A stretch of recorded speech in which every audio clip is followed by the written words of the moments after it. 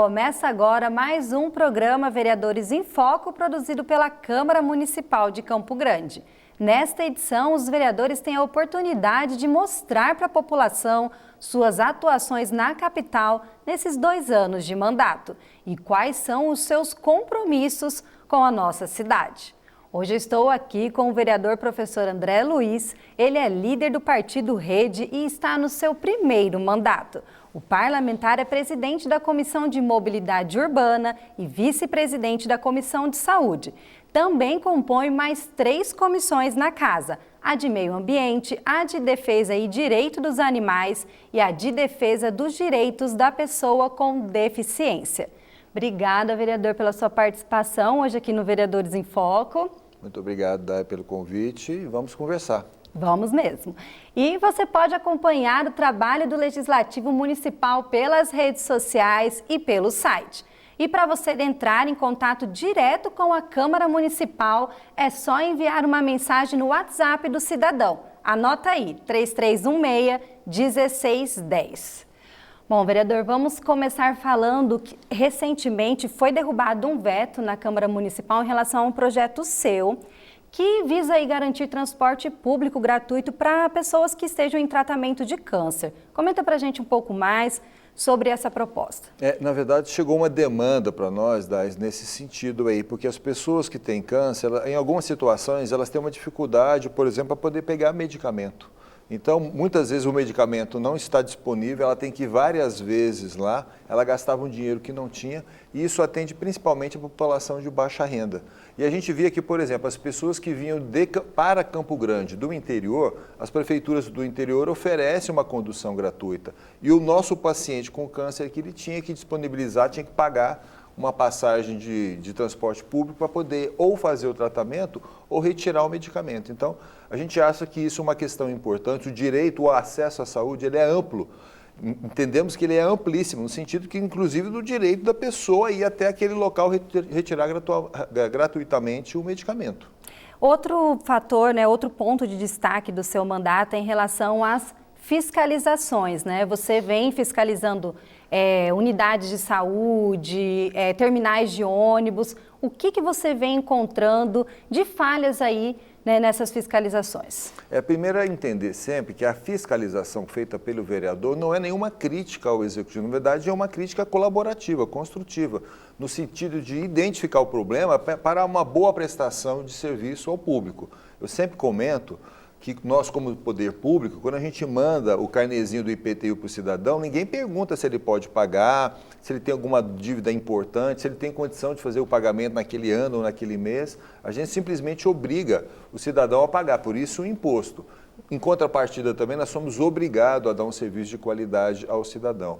E a gente nota, de uma maneira geral, que falta em Campo Grande um serviço de zeladoria. Eu tive agora, recentemente, em Toledo, numa cidade do Paraná, onde tem uma secretaria de zeladoria, que cuida justamente da manutenção. O que a gente observa aqui em Campo Grande é que se fazem muitas obras, mas essas obras elas não são acompanhadas no sentido de haver uma manutenção. E muitas vezes você vê, por exemplo, infiltração em unidade de saúde. Na verdade, é uma limpeza de calha que tem que ser feita. É uma coisa simples, não é uma coisa complicada. Então, um serviço de zeladoria, ele proporcionaria uma qualidade de entrega à população muito melhor do que necessariamente você fazer uma obra, deixar essa obra sem cuidados e daqui a 5 anos ir revitalizar essa obra. Então, é fundamental essa vistoria que a gente faz no sentido de alertar ao poder público sobre a necessidade de manter aquelas unidades em perfeita condição. É um cuidado igual quando a gente tem na nossa casa, a gente tem que ter aquele cuidado com o ar-condicionado, aquela limpeza, então é importante também que o município possa estar atendendo. Você, inclusive, vem levando essas falhas que são encontradas ao Ministério Público Estadual. Quais são os resultados que você vem obtendo nesse sentido? O que acontece geralmente é o seguinte, o papel do vereador, aí vem até o nome do vereador, que é verear, que vem do português arcaico, que quer dizer verificar. Então, quando a gente encontra alguma situação que é fora de um padrão, por exemplo, tem um problema de falta de extintor de incêndio, a gente faz a comunicação, inclusive ao Corpo de Bombeiros, para que seja feita a devida vistoria. Então, a nossa obrigação como vereador é justamente identificar o problema, fazer a recomendação para a correção daquele problema, mas nós temos que alertar as instituições competentes. Então a gente manda daí não só para o Ministério Público. Então, por exemplo, se a gente observa um vício de construção, a gente encaminha para o CREA, que é o Conselho Regional de Engenheiros. Se a gente observa algum problema a ver, por exemplo, na sala do dentista, a gente faz o encaminhamento para o CRO. Então, o nosso papel é fazer o encaminhamento correto para que as autoridades fiscalizadoras competentes, elas possam tomar as suas devidas ações. Porque nós, como vereadores, nós não podemos ir além da fiscalização. Seria necessário, por exemplo, e a gente não quer isso, abrir uma CPI para discutir essas questões, porque é desnecessário. O que a gente quer é que haja uma política de manutenção do bem público. Você também pauta a sua atuação em relação a mostrar para a população, né, quais são os seus direitos, os seus deveres, como que esse diálogo, né, vem construindo aí, ajudando a construir uma sociedade mais justa para todos e até mesmo esse bem viver, né, uma comunidade mais estruturada. Exatamente. A nossa preocupação é que uma sociedade justa, ela tem direitos e tem obrigações. A gente leva os direitos dela, mas também a gente aponta as obrigações. Por exemplo, uma coisa que a gente pega demais é na fiscalização de calçadas. Muitas vezes as pessoas não entendem o que é a calçada. A calçada, Dai, é um bem público. Do jeito que você tem a rua para poder fazer o deslocamento de veículos, a calçada é a via para deslocamento de pessoas. Então, o proprietário da casa, ele não é dono da calçada, ele usufrui da calçada. É o que a gente chama de servidão administrativa. Mas ele tem o direito de cuidar e tem o direito e o dever de cuidar da calçada. Então, não é só o poder público que tem que cuidar da calçada. O cidadão, dono da propriedade em frente à calçada, também tem que cuidar. Então, se cada um, por exemplo, cuidar da sua calçada, nós vamos ter uma cidade muito mais acessível. Uma calçada, por exemplo, hoje por lei, é obrigada a ter aquela chamada faixa de permeabilização, que é onde tem um pedaço de grama, que muita gente não gosta. Mas é importante para poder, por exemplo, evitar o escoamento, para ter o escoamento de água, para evitar a enchente, por exemplo. Tem um estudo muito interessante feito em São Paulo, que se todas as calçadas da cidade de São Paulo tivesse essa porção permeável, não haveria enchente em São Paulo. De tão importante, tão impactante que é. Então, a nossa mensagem é trazer para o cidadão o que ele deve fazer e também o direito dele. É importante ter essa informação para ter essa conscientização mesmo. Vereador, outro ponto de destaque na sua atuação em relação à mobilidade urbana, inclusive com a criação da comissão que trata sobre o tema, né, a Comissão de Mobilidade Urbana. Quais são aí os avanços, né, conquistados dessa sua atuação? Existe uma preocupação, inclusive, do Executivo, que está a cargo da Planurb, sobre essa discussão sobre mobilidade urbana, porque ela impacta sobre várias coisas positivas. Primeiro, quando você tem uma mobilidade urbana focada no transporte público, o que a gente quer é criar a mentalidade do transporte público. Não a ideia que o transporte público é deslocamento de pessoas de baixa renda. Mas onde você vai no exterior, o transporte público de qualidade, todo mundo, o rico, o pobre, o classe média, todo mundo usa. Então, quanto mais nós começamos a usar o transporte coletivo, menos veículos na rua, menos acidente. Hoje nós temos um impacto também negativo na questão das urgências e emergências, dos leitos de urgência e emergência. 30%, até 30% dos leitos de hospitais são utilizados com pacientes de acidentes de trânsito. Então, quanto menos moto eu tiver, menos carro particular, mais transporte público eu tiver, menos acidente eu vou ter. Isso implica em menor gasto de dinheiro na saúde, melhor qualidade de vida, porque quando eu faço um transporte expresso, eu tenho mais tempo para ficar com a minha família, eu posso chegar mais cedo em casa, a minha qualidade de vida, isso reflete também na saúde mental. Então, a mobilidade urbana não é só ir e voltar ao trabalho, inclusive o comércio. Eu vejo, por exemplo, muita crítica ao corredor formado na Rui Barbosa, como se ele fosse um problema. As pessoas têm que entender que o corredor de ônibus, onde o ônibus ele anda, não é uma rua comum. Você tem que andar muito mais devagar, você tem que tomar muito mais cuidado, porque o corredor é privilégio para o ônibus. E também até o próprio comerciante ele tem que entender que quando eu faço um corredor de ônibus, eu consigo o acesso mais rápido. Então a pessoa ela pode ir do bairro até o centro da cidade de uma maneira muito mais rápida, isso acaba também estimulando o comércio no centro da cidade. É uma mudança de mentalidade, né, vereador, em relação à sociedade como um todo. E como que a gente pode melhorar esse transporte público? Porque é um tema que é bastante assim, pautado dentro da Câmara Municipal em relação ao serviço que é oferecido aqui no nosso município, né? Como que a gente pode melhorar esse serviço que vem sendo oferecido aqui na capital? Primeira coisa, Day, é investimento. Eu preciso primeiro dar um transporte público de qualidade para o cidadão, para que ele possa ter a opção de utilizar o transporte público. E o transporte público de qualidade quer dizer o quê? Números, aumentar o número de ônibus articulados, com ar-condicionado, com via expressa, de maneira que o deslocamento ele possa ser mais rápido. A intermodalidade, que é uma coisa muito importante. O que é a intermodalidade? Eu preciso pegar um ônibus, mas o ônibus é relativamente longe da minha casa. Eu posso pegar uma bicicleta, ando 1 quilômetro até o ponto de ônibus, subo com a bicicleta no ônibus e lá no meu ponto final eu vou descer e de repente meu trabalho fica 500 metros, 1 quilômetro, eu vou de novo com a bicicleta. Então, dessa maneira, a intermodalidade, eu estimulo a utilização do ônibus. Gente que fala, não vou pegar ônibus porque o ponto de ônibus que eu preciso fica longe de casa. Com a intermodalidade, você começa a ter uma preferência para o transporte público de qualidade. Mas tudo isso passa, primeiro, em investimento. E a discussão que a gente tem a tarifa nossa é cara. A nossa tarifa, ela não cobre investimento. Ela cobre manutenção do sistema, que nós concordamos é um sistema horrível. Agora é preciso que o governo possa investir. E nós precisamos, Day, ter políticas convergentes no sentido da mobilidade urbana. Por exemplo, o Estado, ele dá isenção de IPVA para o primeiro emplacamento. O que seria, na verdade, o que ele está fazendo? Ele está estimulando o indivíduo a comprar moto, a comprar carro. O que ele deveria fazer? Pegar o dinheiro do primeiro emplacamento e dar para o transporte público das cidades. Então, estimular o transporte público da cidade em detrimento do transporte individual. Lembrando que você pode acessar todos os conteúdos da Câmara pelas redes sociais Câmara CGMS. Vereador, voltando um pouquinho mais falando sobre a sua atuação na casa, obras paralisadas no município. Também foi um tema que você trouxe para a Câmara Municipal. O que a gente teve aí de avanço em relação a essas obras? Olha, a gente tem externado a nossa preocupação com essas obras paradas da época, porque não são obras recentes, não são obras de 1 ano, 2 anos. São obras que nem a rodoviária antiga, agora Centro de Belas Artes, que vai fazer 30 anos parado. Isso é dinheiro público que é investido e é um dinheiro público que não seca. O que acontece? A gente faz um pedaço da obra e interrompe, ela é depredada e quando você vai voltar a fazer a obra, você tinha feito 70% da obra, ela foi depredada, você volta com 80% para refazer. A nossa preocupação é essa eficiência, uma política de eficiência, gastar bem o dinheiro público. Nós entramos também com um projeto em que é obrigado a ter vigilância nas obras paralisadas.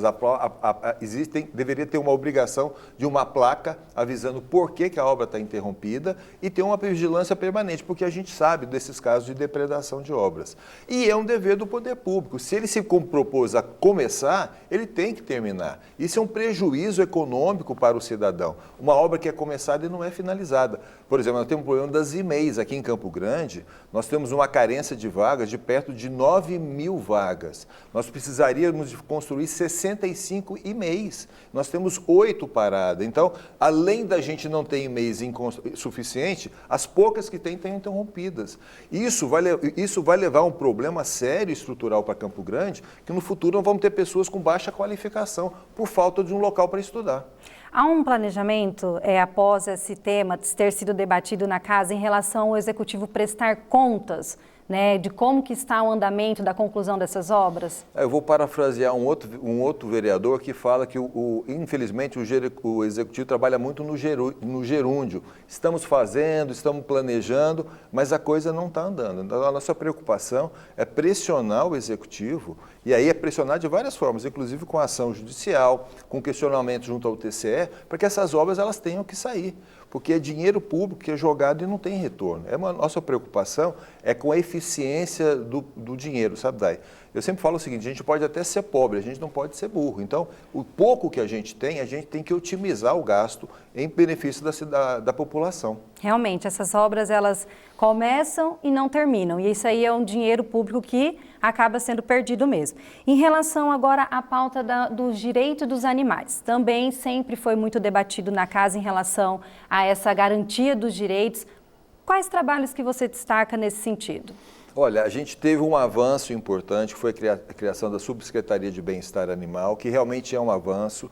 Hoje a subsecretaria ela faz 600 castrações por mês, isso dá em torno de 7.200 castrações anuais. O CCZ já faz mais ou menos 250 castrações mensais, então a gente tem em torno de 10 a 12 mil castrações dos animais.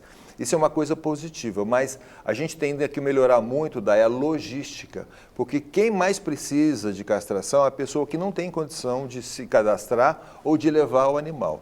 Nós pautamos a nossa discussão por uma busca ativa, ou seja, ir nos bairros, identificar as pessoas, os animais que realmente precisam de castração. O nosso foco, quando a gente fala em proteção animal, é basicamente castração e vacinação desses animais. Mas não é de qualquer animal, são dos animais problema. Então, de cada 100 animais que tem em Campo Grande, você tem aí em torno de 10% que são problema. Os outros são domiciliados, já tem dono, são castrados, são bem cuidados, mas tem uma população que é uma população de rua e uma população na rua. O que é a população na rua? Aquele cidadão que tem o seu animal, mas ele não tem nem muro em casa, não tem cerca, o animal fica na rua. Esse animal ele vira um problema de saúde pública, porque ele começa a reproduzir demais, principalmente as chamadas colônias de gato. Então nós precisamos pegar esses animais, castrar esses animais em média têm uma vida em torno de 2 anos e meio a 4 anos, então fazendo uma política ampla de castração, a gente conseguiria ter um controle populacional mais eficaz. E qual que é o planejamento do Executivo em relação a isso? Como que vem sendo tratado esse assunto com o Executivo? Justamente, a gente tem essa dissonância com o Executivo nesse sentido. Por quê? Porque ele oferece a castração, mas a gente acha que a população que precisa ser atendida, precisa acontecer uma busca ativa. É preciso ir naquela população, por exemplo, vai no bairro Noroeste. É preciso conversar com alguém, algum líder comunitário e fazer, por exemplo, a identificação dos animais que realmente estão parindo, que são problemas de reprodução. Pegar aqueles animais, levar para fazer a castração e devolver naquele mesmo território. É uma política internacional do chamado castre e solte. Você pega o animal, castra o animal, vacina, identifica, coloca chip e o animal volta para aquela região. Hoje a gente tem em Campo Grande também a lei do animal solidário. O animal solidário é aquele animal que vive no ambiente. Então, é um animal comunitário, animal que vive em determinado local, as pessoas alimentam, cuidam do animal, mas é importante que esse animal que é cuidado, ele seja castrado para que não seja uma praga e não vire uma praga ambiental os filhotes deles. Cuidar dos animais impacta diretamente na saúde pública. E isso que a população precisa entender, não é mesmo, vereador? Exatamente. Você tem as chamadas zoonoses e, por exemplo, o cão ele é um agente importante, ele é um sentinela. Várias doenças, quando aparecem numa região, primeiro o animal que vai aparecer são nos cães e nos gatos. Então, a esporotricose, que é uma doença por fungo, primeiro animal que aparece numa determinada região vai ser no gato. Então, quando aparece gato com esporotricose numa região, é um sinal para a saúde pública que é um foco de contaminação naquele local. Então, ele ajuda a população, o controle da saúde humana, sendo um sentinela de alguns tipos de doenças especial, como a esporotricose ou a leishmaniose canina. Além dessas fiscalizações que a gente comentou no outro bloco em relação ao seu trabalho, como que você mantém esse contato com a população, né? Como que a população ela consegue levar, né, as suas reivindicações no seu mandato? Olha, a gente tem os nossos canais digitais, as pessoas já conhecem através do Instagram, Facebook, e a gente sempre tem um respeito muito grande com as pessoas que nos trazem demandas. Nós oficiamos sobre a demanda da pessoa e mantemos aquela pessoa informada. Então, periodicamente, a gente responde para ela, falando, olha, aquela sua demanda foi atendida ou não foi atendida, ou tem uma perspectiva de atendimento.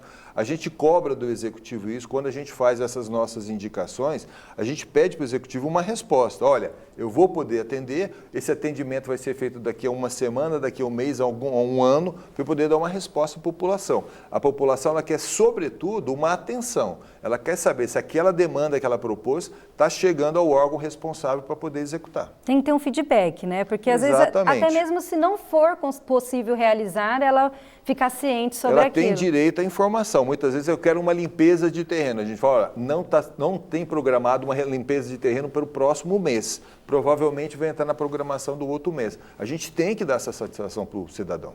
Em relação ao fortalecimento do trabalho do vereador, esse orçamento agora de 2023, foi aprovado com as emendas impositivas, né?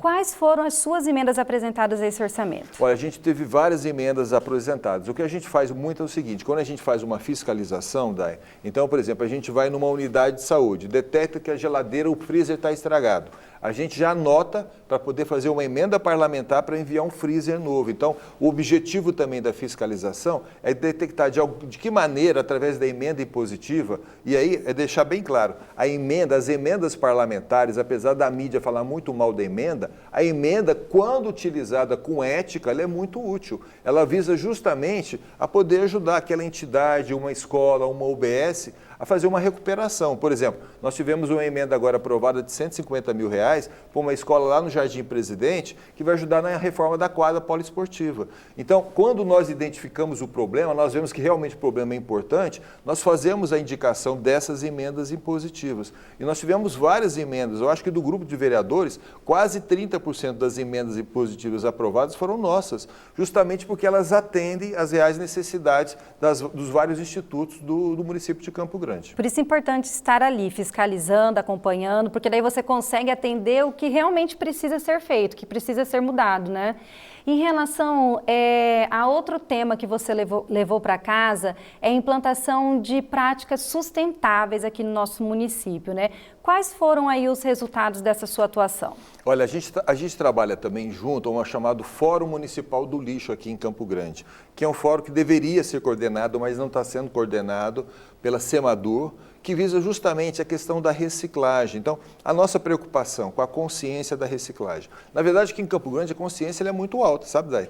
E o que está acontecendo, na verdade, é a estruturação que não está sendo muito adequada. Então, nós precisamos melhorar ainda mais a estruturação, por exemplo, da coleta seletiva. Ela já é boa, mas ela tem que melhorar ainda mais. Nós temos as cooperativas dos catadores, que é uma cooperativa muito importante, mas tem um problema de logística aqui em Campo Grande, porque tem, entre aspas, uns catadores piratas. Então, muitas vezes, em algumas ruas, por exemplo, eu vejo isso na minha casa lá. Na minha casa, a coleta ela é feita nas segundas-feiras, mas logo pela madrugada aparece sempre uma coleta pirata antes do horário para poder fazer a coleta dos resíduos, né, para poder ser reciclado. Isso traz um problema para a cooperativa dos catadores. Então, existe uma concorrência desleal ali que a gente precisa resolver. E no nosso mandato a gente tenta resolver isso, discutir esse tema, e a gente está levando Campo Grande para ser uma cidade altamente sustentável. Eu acho que o nosso mandato, nesse sentido, está sendo muito positivo. Elevar o nível aí de conscientização da nossa população, que a população precisa estar inserida também nesse movimento, né? E agora, para a gente finalizar o nosso bate-papo, o que a população pode esperar do seu trabalho para esses próximos 2 anos de mandato? Está terminando agora, 1 ano e meio, né? Já está no finalzinho. Já caminhamos aí. Eu acho o seguinte, a minha proposta como político, eu sempre falo que eu entrei na política, não foi para fazer essa política, para poder fazer uma outra política, para mostrar que uma outra política ela é possível, a política de resultados, de eficiência que a população merece. Então, assim, Campo Grande é uma cidade rica, é uma cidade que está se empobrecendo em relação às cidades do estado do Mato Grosso do Sul. Não que ela está ficando pobre, mas as cidades do Mato Grosso do Sul estão crescendo muito. Então, quando, por exemplo, a gente vê o compartilhamento do ICMS, uma parte vem para Campo Grande, mas cada vez menos ICMS vem para Campo Grande. Por quê? Porque Três Lagoas está crescendo demais, Ribas do Rio Pardo está crescendo muito, Corumbá está crescendo demais. Então, essa migração de indústria para Dourados, por exemplo, leva uma menor fatia de imposto para Campo Grande. Então, Campo Grande está tendo que se reinventar. E nós precisamos reinventar em Campo Grande como uma cidade, por exemplo, turística. Nós batemos bastante na questão de transformação de Campo Grande numa cidade de cultura, juntamente com o meu vereador querido, Ronilson Guerreiro. A gente tem que transformar Campo Grande numa cidade de cultura. O Carnaval de Campo Grande, as feiras artesanais de Campo Grande, é um expoente que nós precisamos explorar melhor. E o nosso trabalho é tornar Campo Grande uma cidade mais agradável, com saúde mental, porque hoje a gente vê o mundo está muito doente e a gente quer, na verdade, uma cidade feliz. Não precisa ser uma cidade grande, não precisa ser uma cidade rica, porque a riqueza não está ligada necessariamente ao dinheiro, mas uma cidade feliz. Um ótimo trabalho para você, que Campo Grande possa evoluir cada vez mais com as suas políticas públicas. Obrigada pela sua participação aqui no Vereadores em Foco. Muito obrigado pelo convite. Ficamos por aqui com mais um Vereadores em Foco. Acompanhe todas as notícias da Câmara de Vereadores pelo site ou pelas redes sociais e até a próxima.